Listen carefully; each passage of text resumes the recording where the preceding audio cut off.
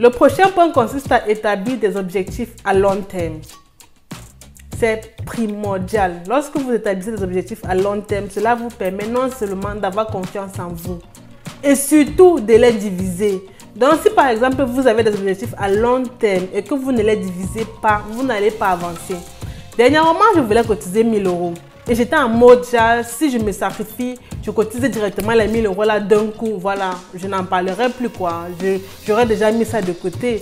Après, j'ai réfléchi que non, si je fais comme ça, après je serai dans les difficultés financières. Je vais devoir emprunter de l'argent à gauche et à droite pour pouvoir continuer mon mois tranquille quoi. Ce que j'ai fait, c'est que j'ai dit que bon, vu que je vais cotiser 1000 euros, ce que je dois faire, c'est qu'il faut que je cotise 50 euros chaque mois. Et maintenant, chaque mois, je mets 50 euros de côté.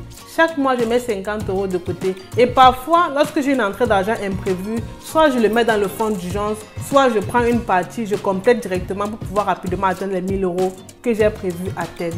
Donc, c'est vraiment important de diviser vos objectifs en sous-objectifs. Parce que si vous ne les divisez pas, vous allez vite vous décourager. Une fois aussi, je me rappelle, je voulais faire le sport. Donc, j'avais lu le livre de Brian Tracy qui disait que le sport est important et tout. Voilà, bref, vous connaissez tous les avantages du sport, quoi. On connaît.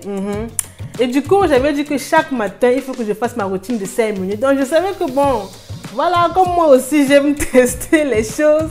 J'avais dit que non, chaque matin, quand je me lève, je fais d'abord ma routine de 5 minutes. Après, je vais me laver.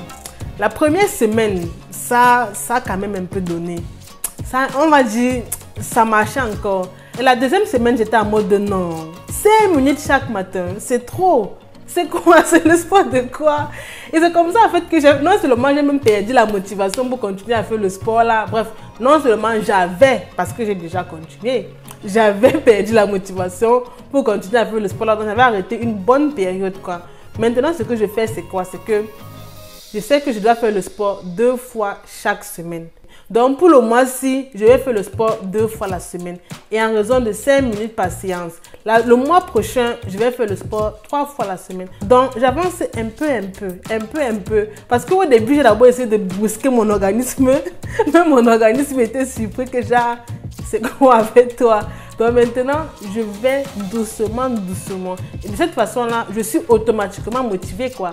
Donc quand je me lève maintenant le matin pour faire le sport, ce n'est pas une contrainte pour moi. Pour moi, c'est juste normal. Pour moi, c'est juste une habitude. Parce que ce n'est pas comme si je suis en train de me surprendre, en train de faire des choses que je n'avais pas l'habitude de faire.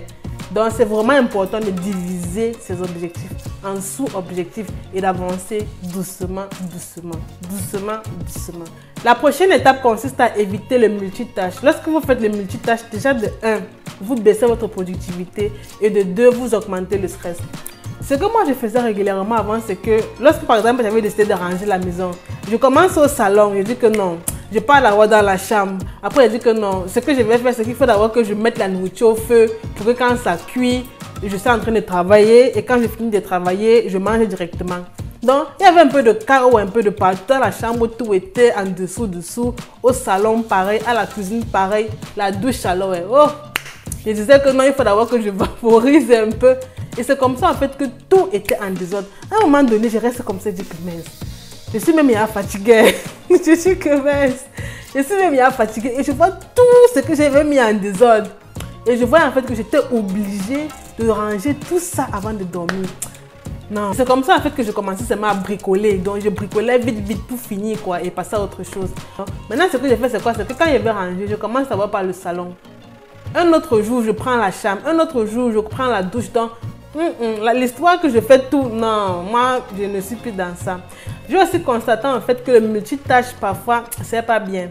Parce que lorsque j'étudiais avant, par exemple je suis en train d'étudier sur anatomie, je suis bien en train d'étudier, j'étudie vraiment. J'étudie. Après un temps, je me rappelle que ouais, j'ai oublié un truc concernant les différentes maladies. J'essaie d'abord, donc je laisse d'abord anatomie que j'étudiais. J'essaie d'abord de me rappeler du nom de la maladie, ses conséquences et tout. Je ne connais plus. Ce que j'ai fait, c'est que j'arrête d'abord d'étudier anatomie. Je prends mon cahier de maladies et tout. Je commence à lire les différentes maladies que j'avais oubliées avant de revenir sur anatomie. Et c'est comme ça en fait que ça diminue ma productivité parce qu'à un moment donné, j'étais même plus motivée pour étudier. Parce que je commence ici, après je dis que non. À la place de faire ça, je pars d'abord me rappeler de ça, après je reviens. Non. Maintenant, ce que je fais, c'est que j'ai toujours mon petit agenda à côté de moi. Donc, lorsque je suis en train de travailler, une idée me vient en tête, j'écris d'abord et c'est quand je finis de travailler que je cherche maintenant à savoir ce que j'ai écrit. Et c'est comme ça, en fait, que je prends mon cahier pour essayer de me ressourcer, quoi. Mais sinon, je n'interromps plus. Non, je n'interromps plus mes séances de travail. J'écris dans mon agenda et je passe à autre chose. Avant de continuer, n'hésitez pas à vous abonner pour ne pas rater les prochaines vidéos. La prochaine idée consiste à vous fixer une limite de temps pour les activités essentielles et aussi non essentielles. Je vous prends un exemple. Parfois, lorsque je suis en train de tourner mes vidéos, je ne me fixe aucune limite de temps. Lorsque je ne me fixe aucune limite de temps, une vidéo parfois que je fais en 15 minutes, je peux me retrouver en train de faire ça en 2 heures de temps. 2 heures! Maintenant, ce que je fais, c'est quoi? C'est que quand je vais déjà tourner ma vidéo, je dis que non, la vidéo, je la tourne en maximum 30 minutes. Donc, après 30 minutes, je ne suis plus dessus. Ce qui fait en sorte que je m'active.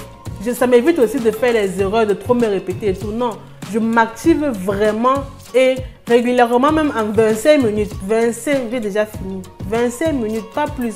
J'ai aussi constaté que lorsque avant, je ne fixais pas vraiment mes limites de pause et tout, une pause qui était parfois censée durer 15 minutes, durait 5 heures de temps. Donc, je suppose que ça vous est déjà arrivé, quoi. Donc, tu prévois une pause de 15 minutes, tu te retrouves en train de faire 4, 5, 6 heures de pause. Le prochain point consiste à avoir une bonne routine, une bonne routine matinale. Faut pas faire déjà, tu te lèves le matin, tu passes d'abord une bonne partie de ta journée sur les réseaux sociaux. Donc déjà, tu te lèves le matin, disons tu t'es réveillé à 6 h, de 6 à midi, tu es encore couché au lit, hein, en train de scroller. tu scrolles. À midi, tu déjeunes. Après que tu as déjeuné, tu dis que ouais, je vais même faire quoi aujourd'hui? J'ai même rien prévu. Hein. Non, je vais pas d'abord voir un film. Après avoir vu le film, peut-être que j'aurai l'inspiration pour travailler ou bien pour étudier ou bien pour faire quelque chose d'utile, quoi. Non, faut pas faire comme ça. Oh. Avant de dormir la veille, mets ton agenda à jour pour en fait être au courant de ce que tu vas faire le lendemain. Parce que si tu ne planifies pas, le lendemain, tu vas dire que je vais même faire quoi aujourd'hui là. J'ai même quoi de prévu aujourd'hui. C'est comme ça que je vais commencer à appeler les gens pour dire que si tu as un réseau là, il faut me brancher, moi je viens. Ou bien tu vas appeler les gens pour dire que si tu es à la maison, tu me dis je viens. Personnellement, j'ai même rien à faire aujourd'hui, je sais pas. Alors que tu as des choses importantes à faire, ne fais pas comme la plupart des gens. Planifie tes journées la veille et rassure-toi en fait de prioriser d'abord les tâches les plus importantes. Les tâches secondaires viendront après. Et de cette façon-là, même si durant ta journée, tu as uniquement pu travailler sur les tâches les plus importantes, ce n'est pas grave. Au moins, tu as avancé dans quelque chose. Au moins, tu n'as pas paressé toute ta journée. Donc, planifie ta journée la veille pour éviter de dire que ouais, aujourd'hui si même, la journée c'est longue. Hein. Tu vois, c'est régulièrement quand tu n'as rien à faire, que la journée est longue. Tu dis que mais, la journée c'est longue. Hein. Depuis là, il n'est que 10 heures, il n'est que midi. Et alors que quand tu as planifié ta journée, tu travailles. Après un temps, tu regardes seulement là, tu dis que hey, il est à 17 h. Tu regardes là, tu dis que hey, il est à 22 h. Je dois aller dormir. Donc, planifie ta journée la veille. C'est la réalité de ta vie. Il ne faut pas laisser ta vie dormir comme ça là. Non. Planifie tes journées la veille. Planifie tes journées la veille. C'est vraiment important. Si vous avez du mal à avancer dans la vie, si vous avez du mal à trouver des astuces pour vous développer, pour avoir confiance en vous, pour devenir la meilleure version de vous-même, je vous invite à cliquer sur cette vidéo qui s'affiche là.